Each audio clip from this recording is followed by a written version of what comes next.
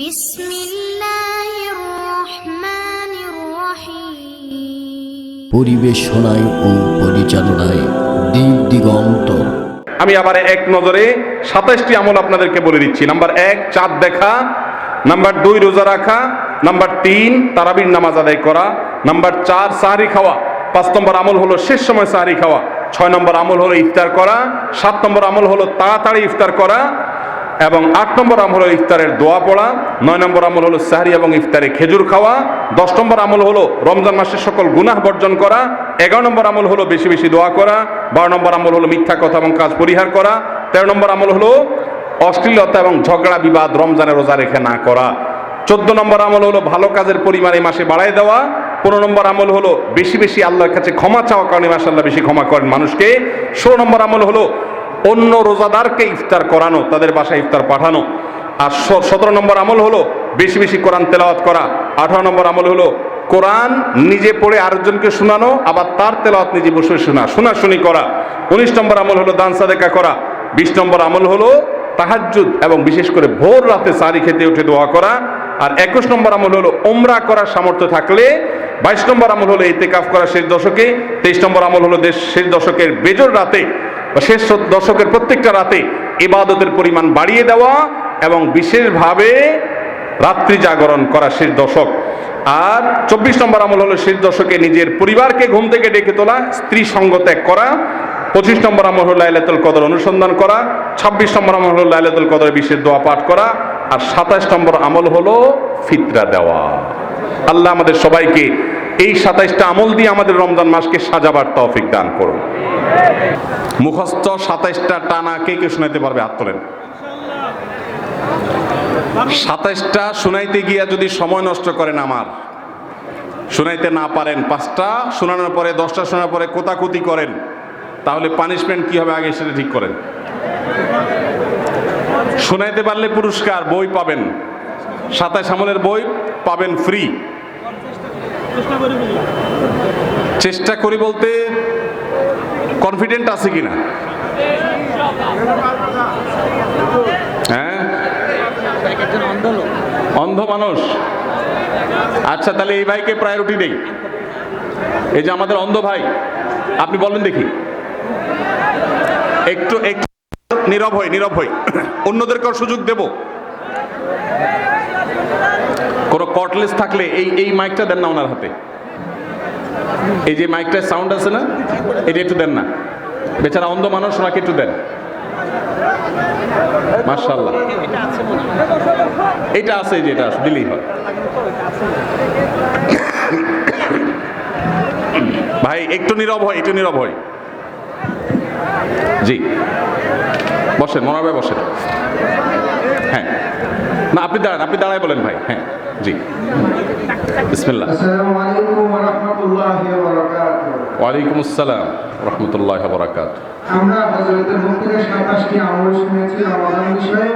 আমি আপনাদের সামনে 27টি আমল বলার চেষ্টা করছি ইনশাআল্লাহ। মাশাআল্লাহ। 1 নম্বর আমল রমজানের চাঁদ দেখা। জি। 2 নম্বর আমল রমজানের রোজা রাখা।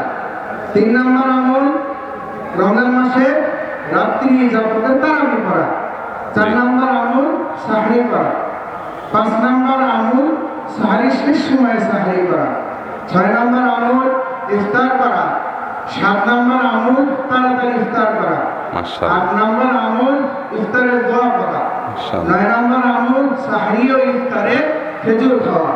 মাশাআল্লাহ। 10 নম্বর আমল সকল ধরনের পাপাচার থেকে নিজেদেরকে বিরত রাখা।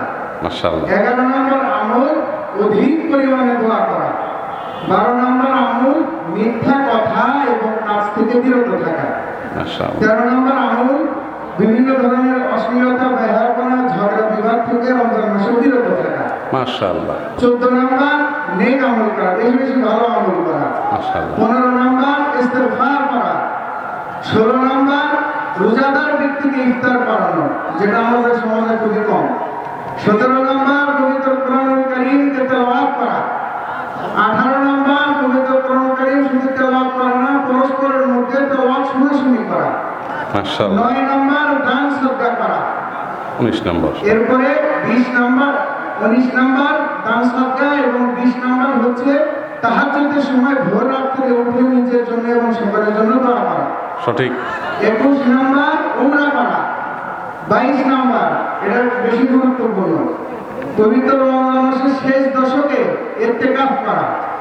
23 নাম্বার, পবিত্র মাহ রমাদানের শেষ দশকে আমলের মাত্রাকে বৃদ্ধি করা। মাশাআল্লাহ। 24 নাম্বার, রমজানের শেষ দশকে ঈদের শপিং আনন্দ উল্লাস ভুলে পরিবার পরিজনকে ডেকে তুলে বেশি থেকে বেশি আমল করা। মাশাআল্লাহ। 25 নাম্বার, পবিত্র মাহ রমাদানের শেষ দশকে লাইলাতুল কদরকে সন্ধান করা।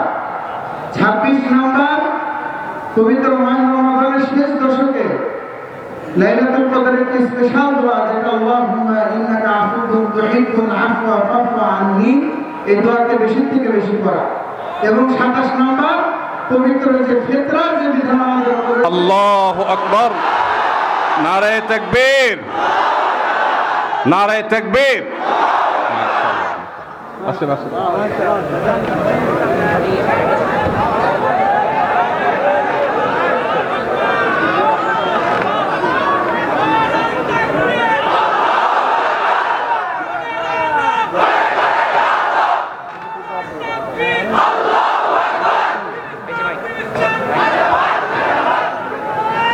মাশাআল্লাহ, শায়েখ আমাকে বিশেষ উপহার দিচ্ছেন, নগদ অর্থ পুরস্কার দিয়েছেন। মাশাআল্লাহ, মাশাআল্লাহ। কি নাম ভাই আপনার? ওনাকে মাইকটা দেন একটু।